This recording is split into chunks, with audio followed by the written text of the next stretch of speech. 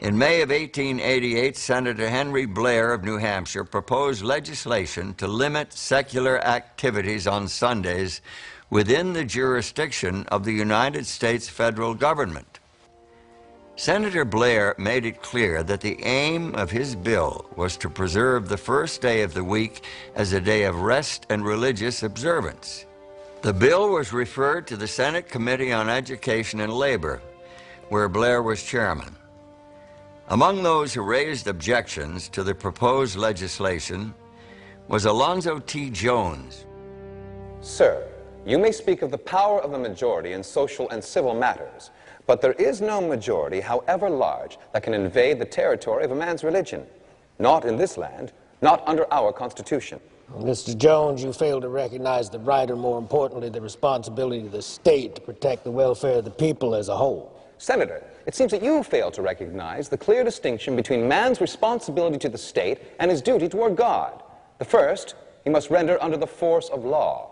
The second, duty to God, must be carried out only under the force of love, and that freely, voluntarily.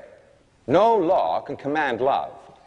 But the law of the state must protect the people to carry out their duty to God.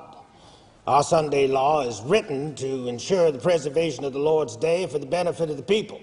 An admirable goal, Senator Blair, but completely unnecessary. Our Constitution already recognizes the rights of the people with respect to their religion. Your Sunday law would add nothing to our fundamental freedoms. It would rather add restrictions. I'm afraid, sir, that you are blind to the realities of our age. If men owe a duty to God and do not willingly perform it, they become a corrupting influence in society. This proposed Sunday law would have a corrupting influence by introducing force and coercion into its observance. On the contrary, the intended effect is to enhance the Sabbath. If men do not consent to honor the Lord's Day, if their actions on that day are unrestrained by civil law, excuse me, then they trample on the very rights of those who would honor and observe the day as holy unto the Lord. With all due respect, Senator, can you not see that your Sunday bill proposes to trample on the rights of the religious minorities?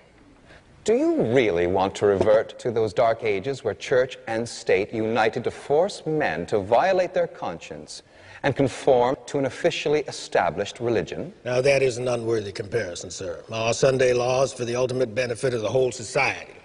Is it not a legitimate function of the state to legislate on behalf of the common good? The common good of which you value so highly is not served by restricting the rights of one man's conscience in order to enlarge the rights of another.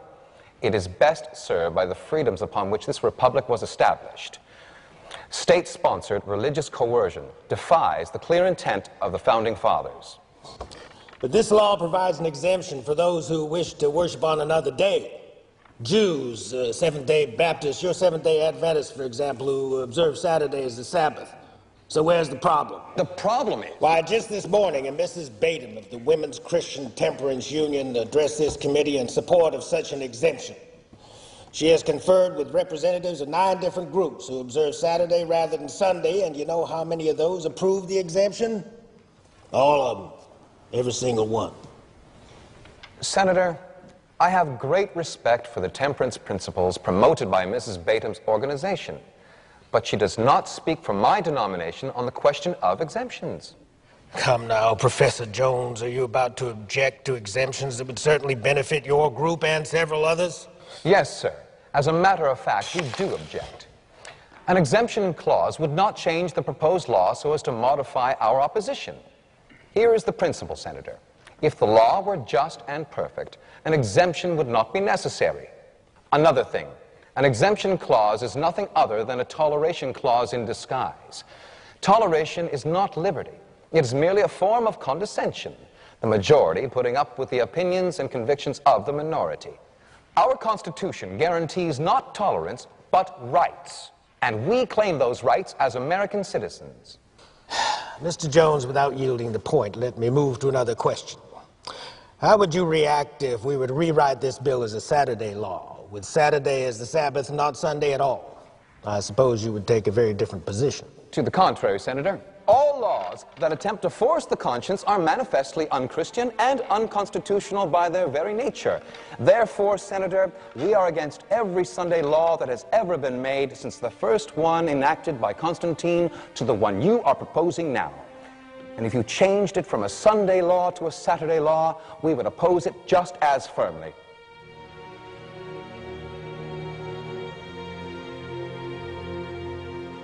Senator Blair's bill never made it out of committee, but there were already plenty of other Sunday laws, which are commonly called blue laws. In fact, in America today, 49 of the 50 states have laws protecting Sunday.